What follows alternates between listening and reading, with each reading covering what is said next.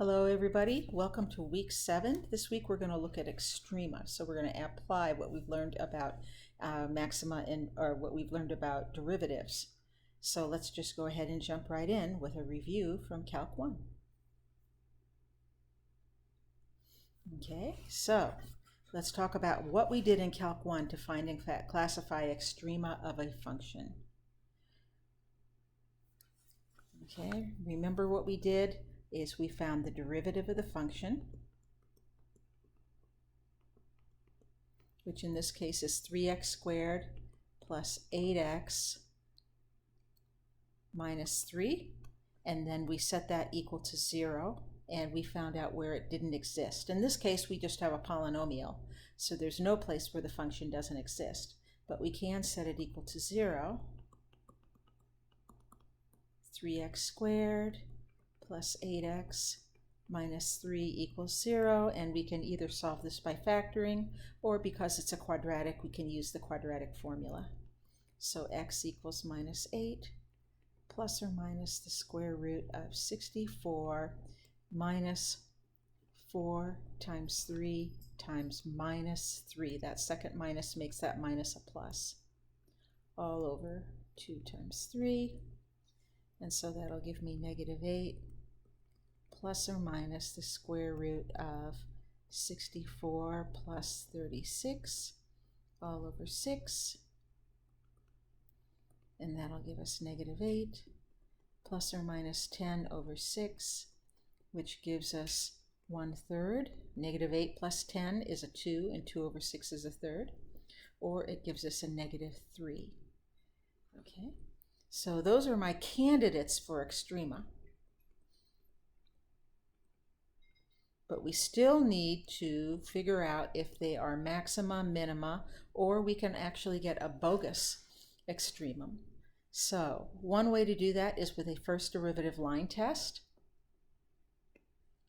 where I draw a number line and I plot my two first derivatives, and then I test in each of these intervals to see if the first derivative is positive or negative. We can see from the first derivative here it's a quadratic, so we know it will be positive here, negative here, and positive here, which means my function goes up and then down and then up. So I have a max at negative 3 and a min at 1/3. I don't know what the max and the min are. This is where the max and min are. If you want to know what the max and min are, you actually need to plug in. Okay, so I won't go ahead and do that right now in the interest of time. But just remember, what means a y value, where means an x value. There's another way to test these two, and that is to look at your second derivative, which gives you concavity. So I can find f double prime of x, which happens to be 6x minus 8, plus 8. And then I can plug my two extrema in. F double prime at 3 gives me a 6 times, at minus 3, gives me 6 times a minus 3 plus 8, which is negative 18 plus 8, which is a negative number. Negative number means concave down. So this is a max. And I can also do the same thing for 1/3. F double prime at 1/3 is 6 times 1/3 plus 8, which is 2 plus 8, which is 10, which is definitely positive. Positive, remember, tells me concave up. So this is a min. There's a min at 1/3 and a max at negative 3. All right, moving on. Here's a little recap. For local extrema, we'll look at global extrema later on. For local extrema, they occur at critical points. At, the word at, so critical points are x values. And we find those by looking where the derivative is equal to 0 and checking where the derivative does not exist. It's important to note that not all critical points result in extrema. For example, Sorry about that. For example, if my function is f of x equals x cubed, then f prime of x is 3x squared. And if I set that equal to 0, I get x equals 0. However, you know that the graph of x cubed looks like this, and this is neither a max nor a min.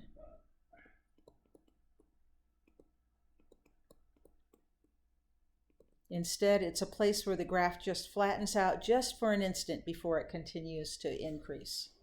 So keep that in mind. You really do have to test. You can't just say these are my critical points. And then our test for extrema, the f prime test, which we did first, and the f double prime test, which we did second.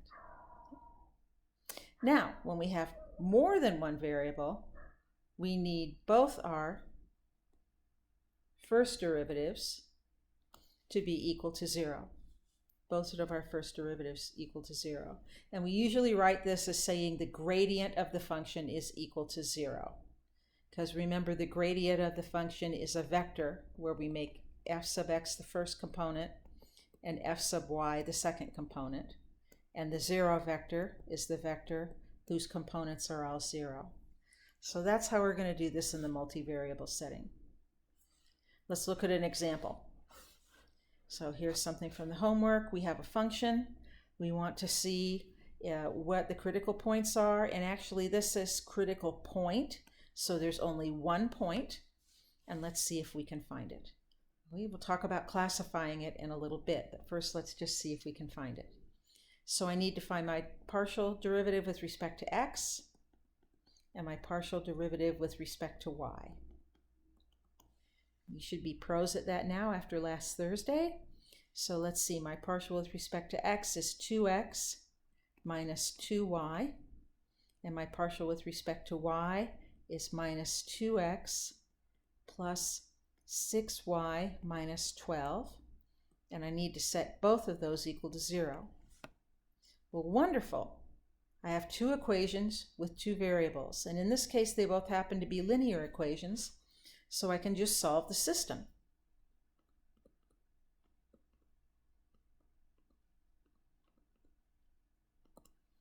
So let's do that. 2x equals 2y, there's my first equation, and my second equation is negative 2x plus 6y equals 12, and I can put negative 2y in for my negative 2x. And that's going to give me 4x equals 12, so x equals 3. And now I can come back and say that 2 times, y equals 3. And now I can put 3 in.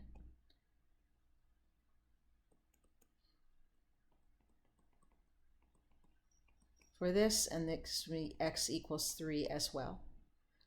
So I have a critical point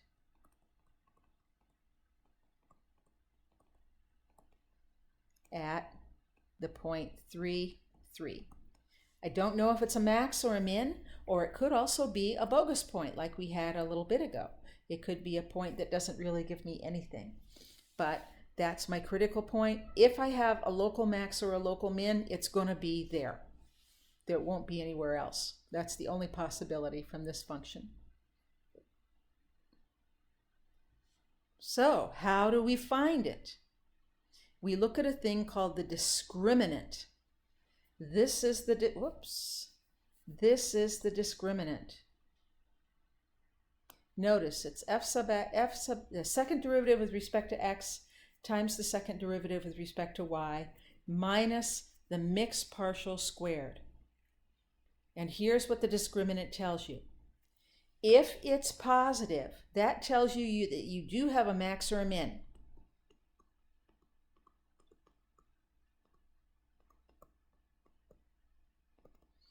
And the way you will tell is you will look at the second partial with respect to x or y, just like you would normally. Okay? If the discriminant is negative, you have a saddle point. If the discriminant is equal to 0, anything can happen. We don't know what's going on. We would need to do some more analysis. So let's take a look at this discriminant and see what this tells us. So we're back to our function. Okay, we found our f sub x. That was 2x minus 2y. We found our f sub y. Actually, let me write that here and erase it. We found our f sub y. That was negative 2x plus 6y minus 12. We know that our point, our critical point, is 3, 3. So I need to look at my discriminant. I'm going to find fxx, which is quite easy. It's 2. I need to find fyy, which is 6. And I need to find fxy. So that looks like a minus 2 there. And just to check it, I can look here at fyx.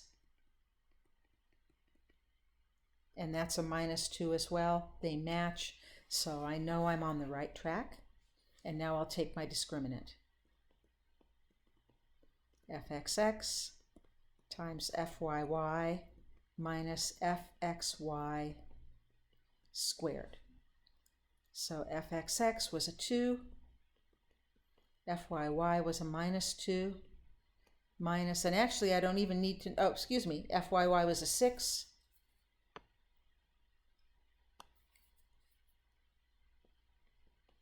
And fxy was minus 2 squared.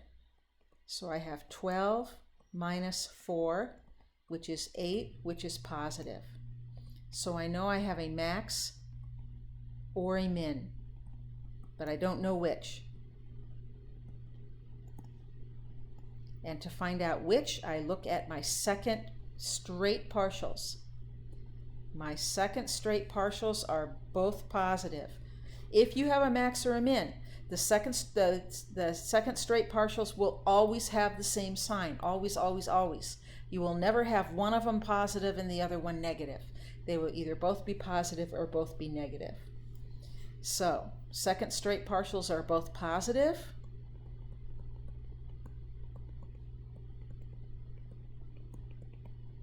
Positive means concave up. And concave up means I have a min. Again, I don't know what the min is at this point. I just know where it is. But finding out what it is quite easy. I just plug the x and y into my original function, and that'll tell me what it is. So I guess I could do that now.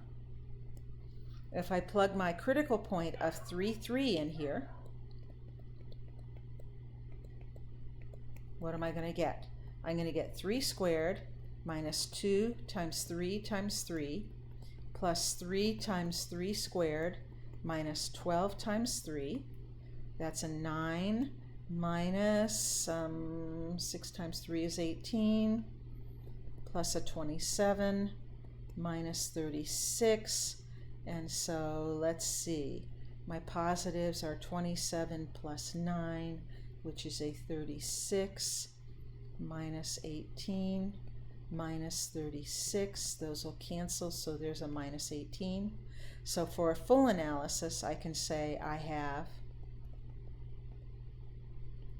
a minimum of negative 18 at the point 3, 3.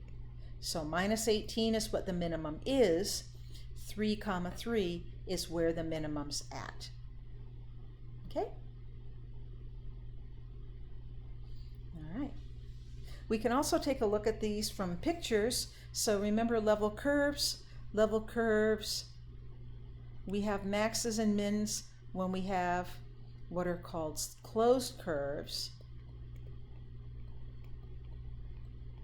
A closed curve is one that begins and ends on itself. So this is a curve but not closed.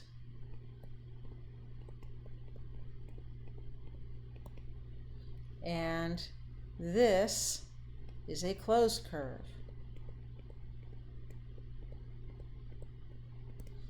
So when we have closed curves, then we probably have maxes and mins in the middle. That's not always true. you can have something that looks like waves. So you can have something low and then something that comes up and down and up and down and up and down. But in this case, yes, we do have closed curves that give us maxes and mins. And you can see as we move in towards this curve, my z-values increase. So this is a max. In fact, that's this little guy over here. And here, as I move towards the center, those are decreasing. So there's a min. That's this guy. Maybe I should put a little star instead of a circle. And then here, as I move in towards this one, my z-values are increasing, so here is a max as well. And let's put a little box around that. So there's my max there that we're finding when we look at the contours, when we look at the level curves. So that's the story for local extrema. Okay, a local extremum again. This is here's a Calc 1 picture of a local extremum.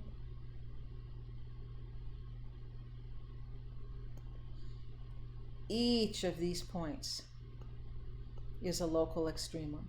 It's the highest or lowest point in a little neighborhood around it.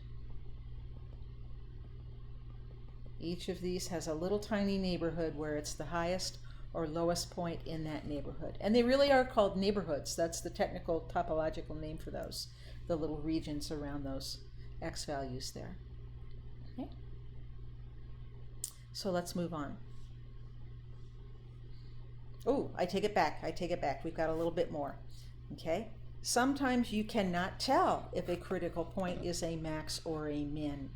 So remember in my example earlier of one variable calculus of x cubed, we had a critical point, and that point did not give me any information. Okay, whoops, come back here.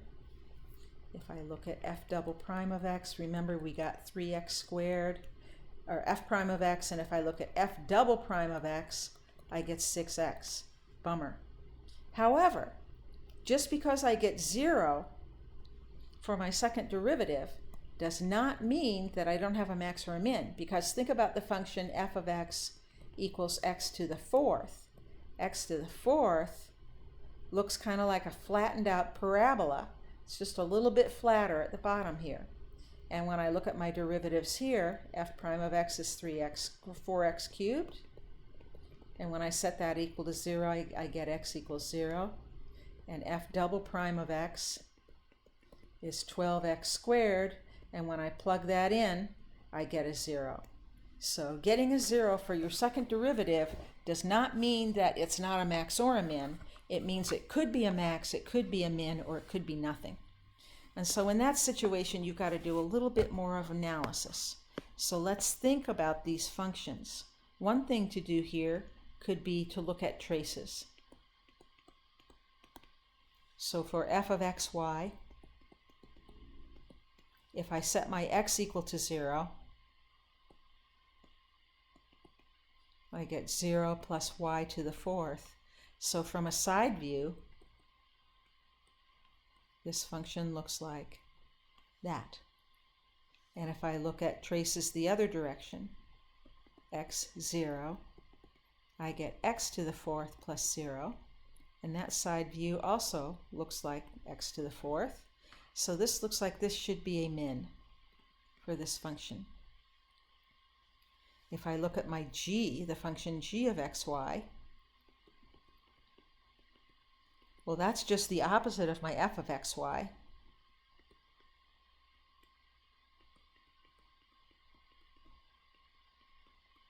So it's going to be f of xy only upside down. So this one is going to be a max. And then for h of xy, let's set our traces when x equals 0. That'll give me a 0 minus y to the fourth, which goes down. But if I set my my y equal to 0, That'll give me positive x to the fourth, which goes up. I have a saddle here.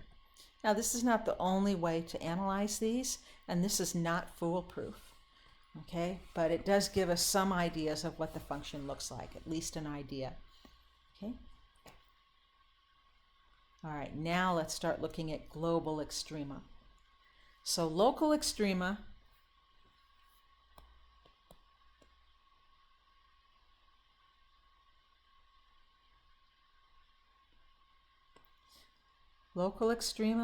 are the tallest or lowest points in a little region. Global extrema are the very highest and very lowest points on the function. So this is a global max. Notice it's also a local max.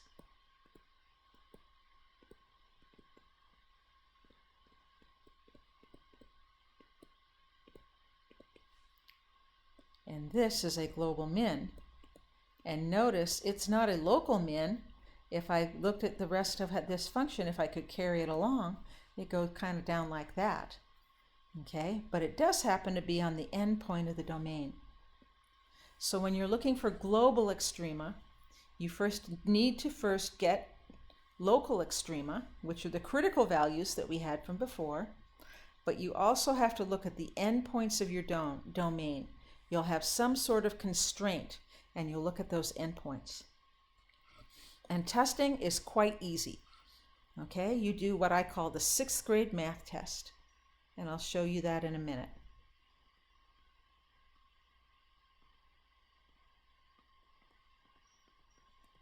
So as a quick example, we've got x cubed plus 4x squared minus 3x minus 18, and I have a restricted domain.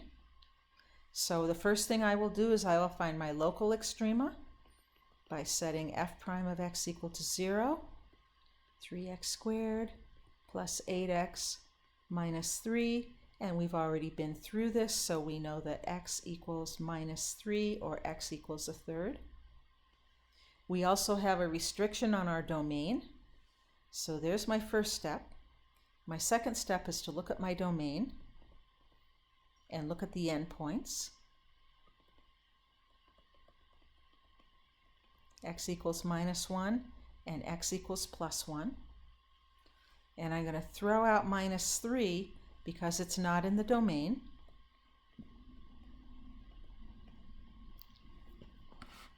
So I have 3 critical values.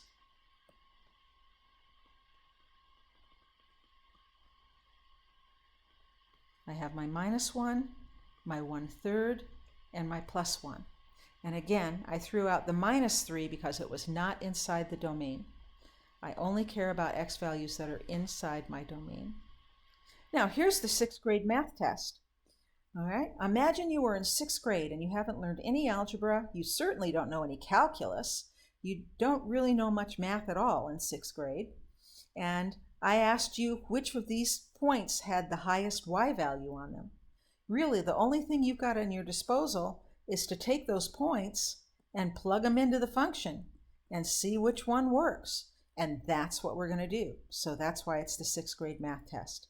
So I'll take a minus 1, I'll take a 1/3, I'll take a 1, I'll plug them into my function.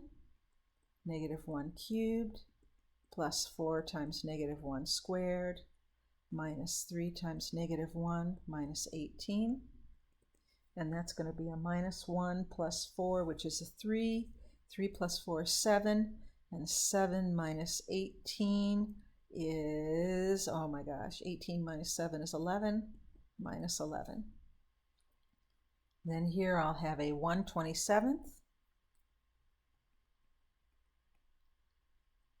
plus 4/9 minus 3/3, which is 1, minus 18. And so let's see, this is 1/27 plus 12/27, so 13/27 minus 27/27 minus 18, which is going to be 13 minus 27 is negative 14/27 minus 18, whatever that is, but that's pretty negative. It's definitely smaller than minus 11. And then I'll plug in a 1.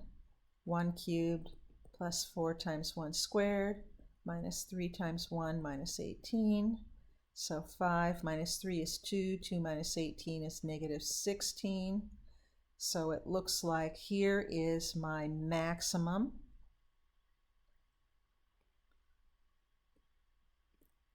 My maximum is 11, and it occurs at negative 1. My minimum is negative, oh, excuse me, not negative 16. This other one is smaller than that.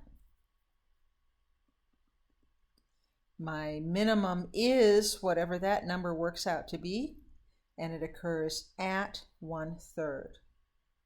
Okay? Whenever you have a closed interval, you are guaranteed to have both a global max and a global min. That will happen. That is a theorem of topology. Let's move on. How are we going to do this in multivariable? Okay, in one variable, you have your critical values and you only have 2 endpoints on your constraint. In the multivariable setting, your constraint is going to look like some kind of a curve in the xy plane, or maybe even a curve that's filled in on the inside, a disk. Okay, so I take that curve and I look up here, and how do I figure out where my endpoints are? It's much more complicated in this case to figure out where my max and min are going to be. But there was a mathematician named LaGrange who found out something very miraculous to help us out. And these are called LaGrange multipliers. Okay. So over here on the left, I have a function. Here's my function right here. I also have a constraint. So this is my function.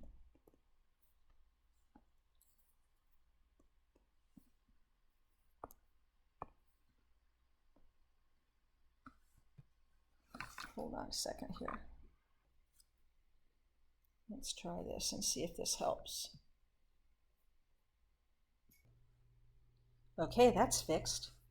Okay, so here's my function. Get the pen to work here. That's marked in red. Okay, and then I have a constraint. Remember, a constraint is something in the xy plane. So here's my constraint down here. All right. And in this case, my constraint is just the edge of that disk. It's just the curve down here. And when I bring that constraint up on the function, it looks like that. So we can see from the picture, this is going to be my max, and this is going to be my min, right here. But if I look at the level curves, look at what happens at the max and the min.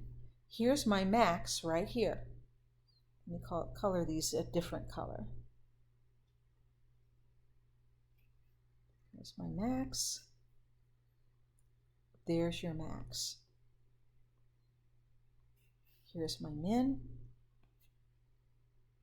Here's my min. And notice what's happening. The constraint is tangent to a level curve of the function. That's important. We need that. Constraint is tangent to a level curve. In fact, it's parallel to a level curve. Notice the tangent line is going to have the same tangent line, so the tangent line of the constraint is parallel to the tangent line of the level curve. Now, what if I looked at the gradient The gradient of the constraint is perpendicular to the level curve. The gradient of the function is perpendicular to its level curve. The gradients will be parallel to each other. That's important. Okay? So gradient of level curve, or gradient of my objective function, the thing that I'm maximizing,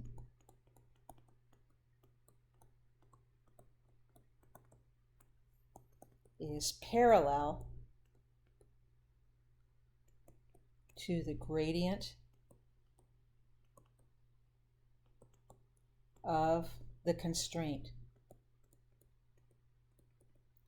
And this only happens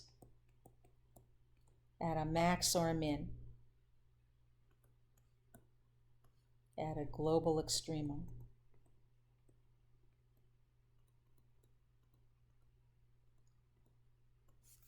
Okay, so for example, notice right here, the gradient of the constraint is going that way, the gradient of the level curve is going that way. They're not parallel. But right here where I had my min, the gradient of the function, the objective function, is that, and the gradient of the constraint is that, or it might be the other direction, I don't know. And the same for the max. The gradient of the objective function, the f, is there, and then the gradient of the constraint is perpendicular to the constraint, so it's either what I just drew or it's in the same direction. Okay? So we're going to use that. Oh, of course. Let me erase this. The extremum on the boundary happen when the boundary is tangent to the level curve. Here's how we're going to write it mathematically. The gradient of f is parallel to the gradient of g, and that means the gradient of f is a constant times the gradient of g. And we use this small letter lambda in honor of LaGrange, who came up with this method. So it's a constant. They're constant multiples of each other because they're parallel to each other. So here's the process for solving these. We're going to find our gradient for our objective function. This is our objective. We're going to find our gradient for our constraint. And then we're going to set the gradient for the objective equal to a constant times the gradient for the constraint. That's going to give us a system of equations. But when we solve it, it turns out that we're going to have one more variable than we need.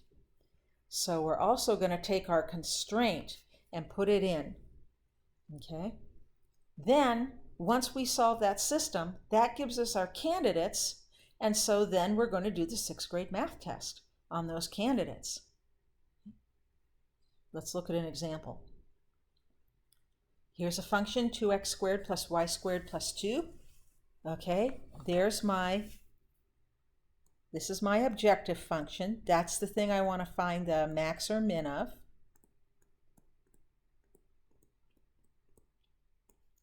This is my constraint, and you're going to see the word subject to, so that's kind of your clue that this is the constraint.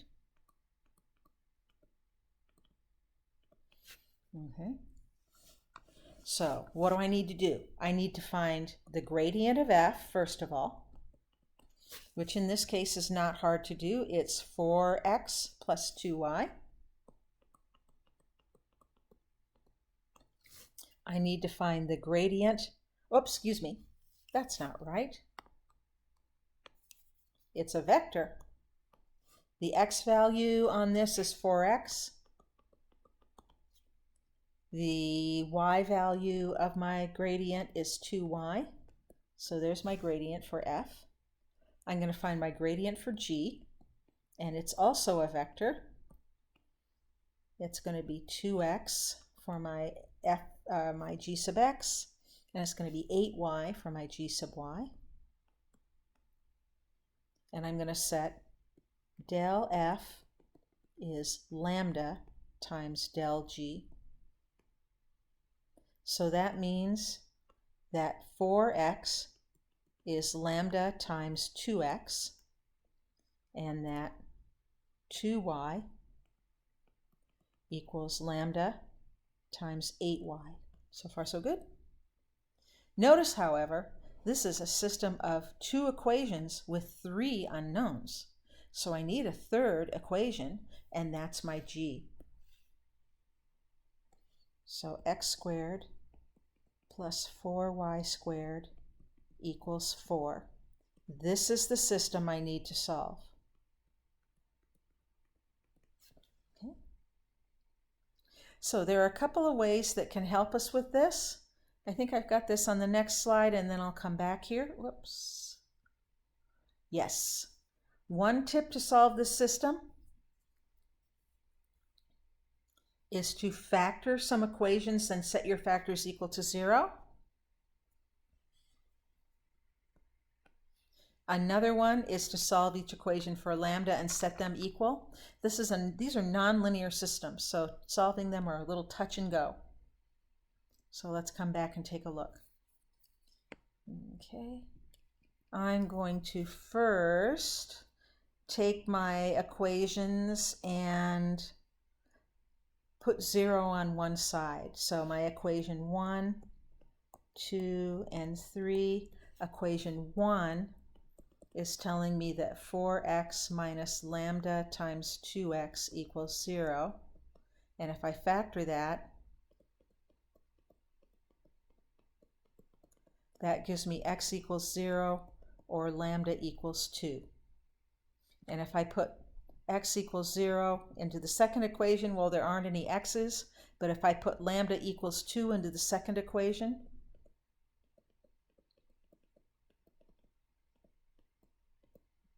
that's going to give me 2y equals 2 times 8, 16y, and that's going to give me y equals 0.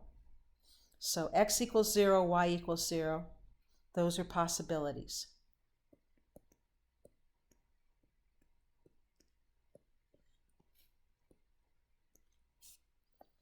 Okay. Another possibility, since x equals 0,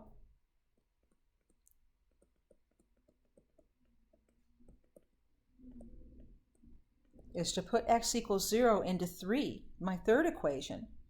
That'll give me 0 squared plus 4y squared equals 4, and that'll give me y equals plus or minus 1. So 0, 1, and 0, minus 1 are possibilities. Now I do the same thing with the second equation. 2y equals lambda times 8y. I'm going to move everything over. 2y minus lambda times 8y.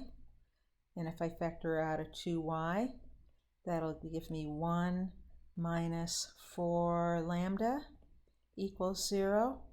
So y equals 0 or lambda equals 1/4. Lambda equals 1/4. If I put into the first equation, gives me x equals 0.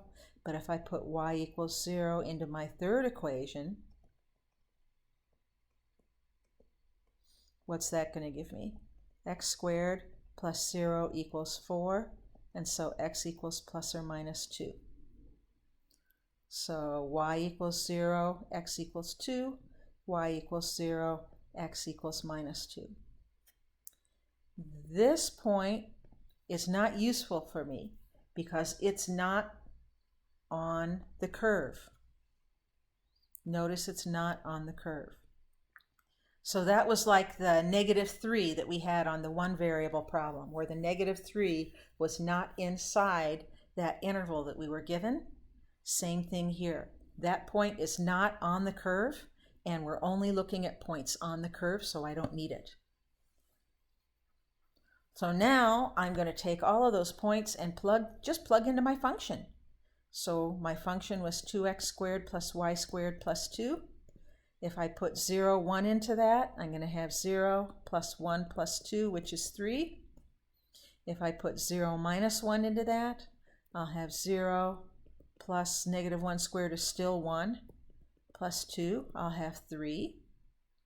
If I put 2 in for x and 0 in for y, I'll get 2 times 2 squared, which is 8, plus 0 squared plus 2, which is 10. And if I put negative 2, 0 in here, same thing. When I square that negative 2, I get the same thing. I get 4, and 4 times 2 is still 8, plus 0 plus 2, that's a 10 there, equals 10. So it looks like I have a tie for my max and a tie for my min.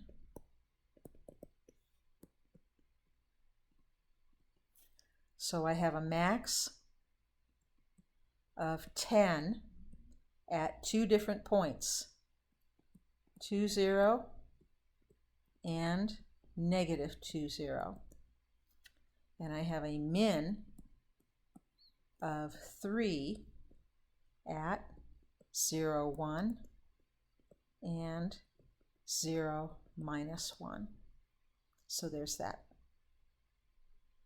These problems are long, so be sure to give yourself plenty of time to practice this week. The LaGrange multipliers, these global extrema in particular, are pretty long problems to work. All right, and we did talk about those tips, so you can see I didn't use the second tip for this, but I did use the first tip. And I guess there's another tip I could put on here is when you find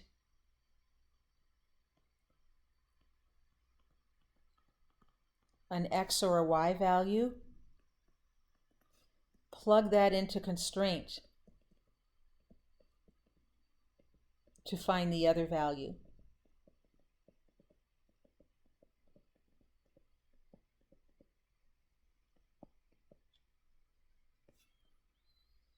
So coming back here,